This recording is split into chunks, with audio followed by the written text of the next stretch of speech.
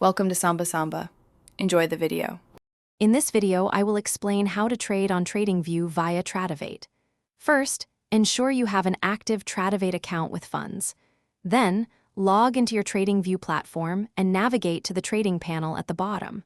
From there, simply select Tradovate from the list of brokers and follow the prompts to securely connect your accounts. It's a quick process to get started. Once connected, select the asset you wish to trade and customize your chart view. Use the extensive range of indicators available on TradingView to perform your market analysis. When ready, find the order entry panel, usually on the right side of your screen.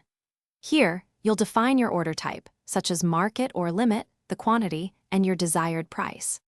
Before placing any trade, always double-check your order details to ensure accuracy.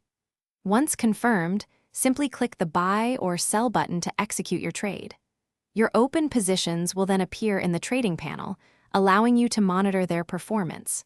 Remember to set appropriate stop-loss and take-profit levels to manage your risk effectively. After your trading session, it's crucial to review your trade history and analyze your performance. This helps you understand your profit and loss for each transaction and refine your strategy.